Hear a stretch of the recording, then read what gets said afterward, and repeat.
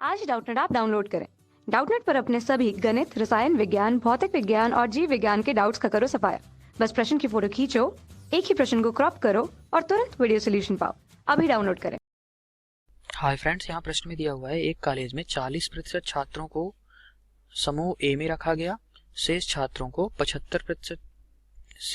के 75% समूह को समूह बी में रखा गया और शेष 12 छात्रों को समूह सी में रखा गया।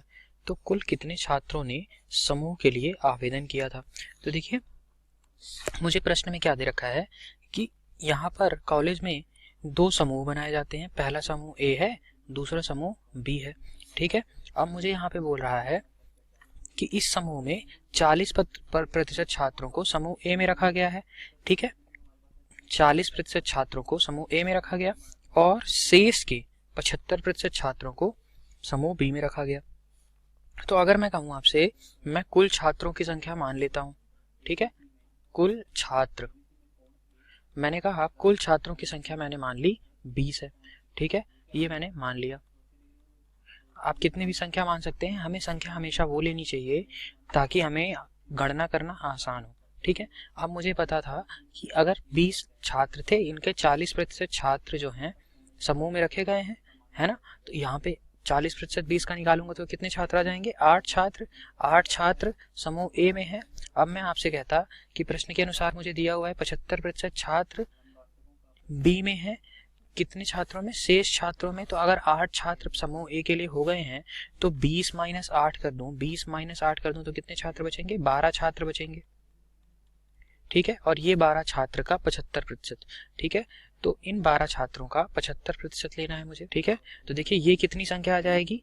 ये आ जाएगा, देखिए 75% 12 का 9, यानी कि 9 विद्यार्थी जो हैं, 9 छात्र जो हैं, ये समूह बी में रखे गए हैं। ये कैसे आया? देखिए, अगर मैं 10% इसका देखता तो कितना आ जाता? 1.2 छात्र। ठीक है, 50% देखता तो ये कितना आता? 6 छात्र आ जाते। और अगर 25% देखता तो 3 छात्र और 6 + 3 यानी कि 9 छात्र आ जाते। ठीक है, तो 9 छात्र यहाँ पे आए समूह बी में और समूह ए में 8 छात्र। तो देखिए कुल छात्र कितने हो गए? अगर मैं देखूं तो कुल छात्र कितने सेलेक्ट हुए हैं?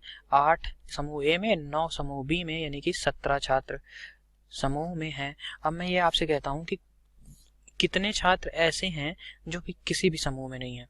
ठीक है, बचे हुए छात्र मैं उनको लिख लेता हूं। तो देखिए बचे हुए छात्र क्या आ जाएंगे? कुल छात्र 20 थे, उसमें से 17 छात्र समूह में सेलेक्ट हो चुके हैं, समूह में हैं।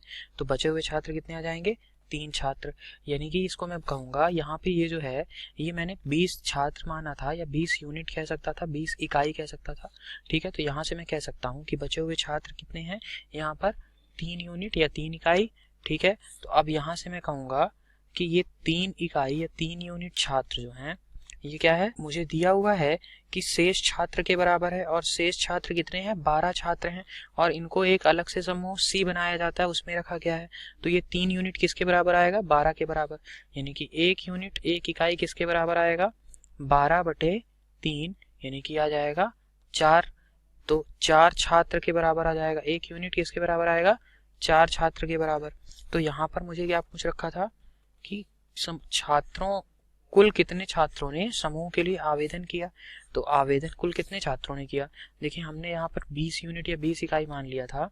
तो देखिए यहाँ पर ये कितना आ जाएगा? 20 यूनिट के लिए, 20 इकाई के लिए।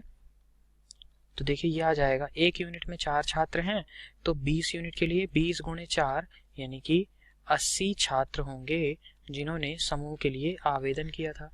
ठीक है, तो ये मेरा आंसर हो गया। तो ऑप्शन नंबर सी यहाँ पे मेरा सही उत्तर है। Thank you. कक्षा 6 से 12वीं से लेकर नीट, IIT, JEE वो एडवांस के लेवल तक 1 करोड़ से ज्यादा छात्रों का भरोसा। आज ही डाउनलोड करें डाउटनेट ऐप या व्हाट्सएप करें अपने सारे डाउट्स 8400 400 400 पर।